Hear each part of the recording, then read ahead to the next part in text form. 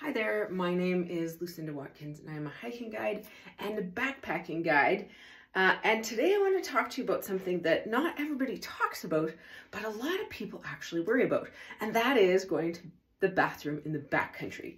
So whether you're on a day hike or on a backpacking trip, this information is going to apply.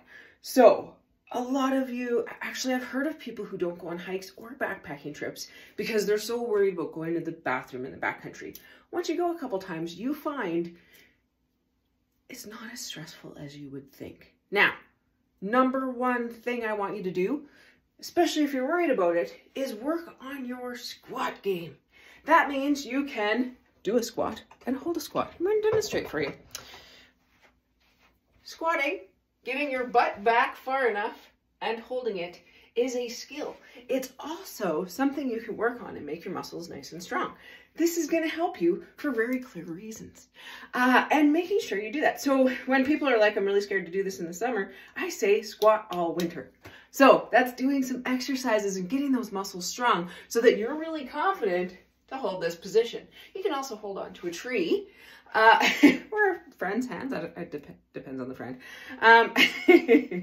But make sure your squat game is strong. You have nice, strong muscles. Another thing I'm going to recommend here, I have some props. My most favorite book called How to Shit in the Woods. It has really good information and it's actually kind of hilarious. Strongly recommend this book. Has good info. Some of the chapters are called Plight of the Solo Poop Packer and How Not to Pee in Your Boots. Valuable info. It's kind of funny. You get a good laugh, but it's got some just really good information and some good science in there. So whether you're on a day hike or a backpacking trip, you are probably going to need to pee and potentially poop as well.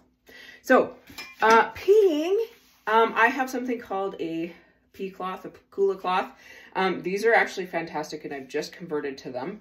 Rather than carrying around toilet paper, which you will be required to carry out with leave no trace principles, you will be required to carry out your toilet paper. So then you're going to have dirty toilet paper you're carrying with you.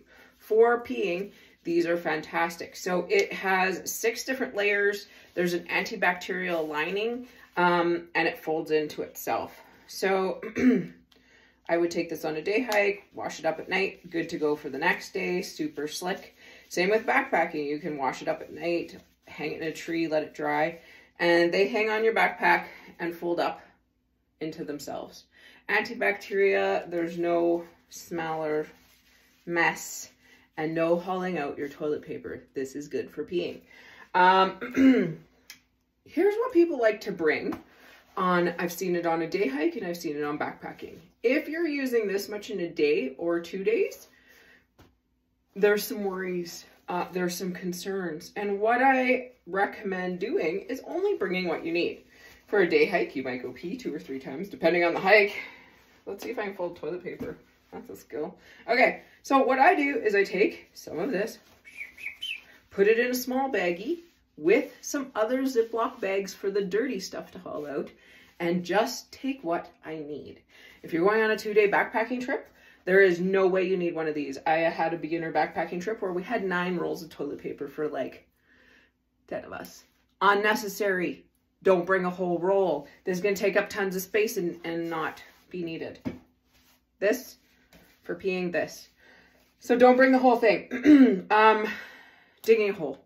If you are going number 2 in the woods, peeing, not so important to dig a hole. You can kind of pee. I would stay away from water. So both, no matter what you're doing, stay away from water. I wrote some cheat notes on my hands. They say 150 feet, which is 45 meters away from any water source. So you don't want to be near creeks, lakes, whatever. Take some distance away. Damp soil, I really like moss. You can kind of pull the moss out. It's much easier to dig a hole. Those sorts of things have more bacteria that are going to break down whatever you leave in that hole. For going poop in the woods, you need to make sure you dig a hole, some say 9 centimeters or deeper, depending on what you've got. If you've just got rock and stuff, you're going to need to either carry it out or make sure that you bury it somehow. So I bring this for backpacking. I call it my poop shovel, hang it from the tree. I bring that with me, then it's easier for you to dig a hole and bury if you're going poop in the woods. Not a big deal. It's okay. This happens. And it shouldn't be a reason to hold you back from doing a backpacking trip or a day hike. You just need some of this information. If you're really worried about it, the book is excellent. Really good information. And I can sum up the How Not to Pee in Your Boots chapter by doing a proper form squat. So don't be afraid to poop in the woods, to pee in the woods.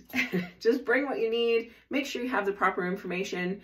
Doing it in a safe way, walking away from the group, letting somebody know where you're going. I always say don't wander off without letting me know. If you're worried about bears, making sure you have bear spray with you, or you take somebody with you that's going to have bear spray and turn their back. I hope that was helpful. Please reach out if you have any questions. I don't want you to be worried about these sorts of things.